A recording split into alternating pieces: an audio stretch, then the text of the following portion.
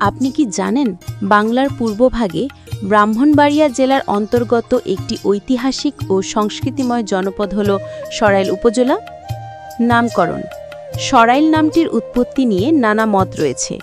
কেউ বলেন শব্দটি এসেছে সরাইল থেকে, যার অর্থ হচ্ছে চারদিকে জল বেষ্টিত জনপদ।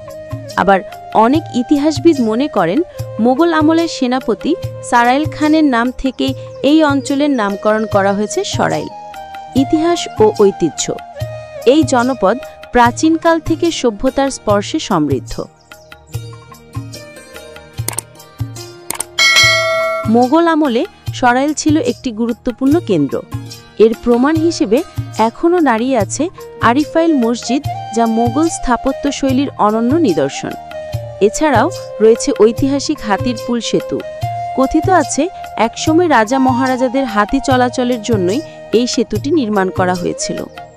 সরাইল শুধু স্থাপত্যেই নয়, ধর্মীয় সম্প্রীতিতেও অনন্য।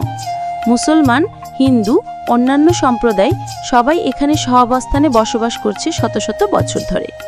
এই অঞ্চলে শ্রী শ্রী কালভৈরব মন্দির হিন্দু ধর্মাবলম্বীদের কাছে পবিত্র তীর্থস্থান হিসেবে পরিচিত। উপজেলা জুড়ে প্রবাহিত হয়েছে তিতাস ও মেঘনা নদী। নদীর পাড়ে কৃষিজীবী মানুষের কর্মব্যস্ততা, নৌকা ভ্রমণ আর মাছ ধরা সব মিলিয়ে সরাইলের প্রকৃতি এক অনন্য আবহ তৈরি করে। সরাইলের কথা উঠলেই আলোচনায় আসে স্থানীয় বিখ্যাত চুনিলালের রসগোল্লা। প্রজন্মের পর প্রজন্ম ধরে এটি স্থানীয় মিষ্টানের বিশেষ পরিচয় বহন করছে। সরাইলের কৃতি সন্তানদের মধ্যে উল্লেখযোগ্য হলেন নুরুল আমিন, যিনি পাকিস্তান আমলে প্রধানমন্ত্রী ছিলেন।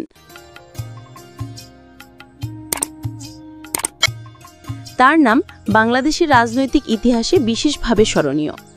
আজকের সরাইল আধুনিক উন্নয়নের পথে অগ্রসর হলেও ইতিহাসের গৌরব আর ঐতিহ্যের শিকড় আঁকড়ে রেখেছে। প্রাচীন স্থাপত্য, নদী আর প্রকৃতি, মিষ্টির আস্বাদ আর মানুষের আতিথেয়তা সব মিলিয়ে সরাইল এক জীবন্ত ঐতিহ্যের ভাণ্ডার। আপনি যদি ইতিহাস, ঐতিহ্য আর প্রকৃতির একত্র অভিজ্ঞতা পেতে চান, তবে সরাইল হতে পারে আপনার জন্য এক অনন্য ভ্রমণ গন্তব্য। কেমন লেগেছে আজকের এই ভিডিও তা অবশ্যই কমেন্টে জানাবেন।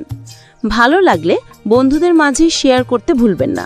এ ধরনের আনকমন ইন্টারেস্টিং ভিডিও পেতে আমার চ্যানেলটি সাবস্ক্রাইব করবেন। আপনি কোন জায়গা থেকে দেখছেন কমেন্টে জানাতে ভুলবেন না। পরবর্তী ভিডিও নিয়ে আসব আপনার এলাকায়। ভালো থাকবেন সবাই। আল্লাহ হাফেজ।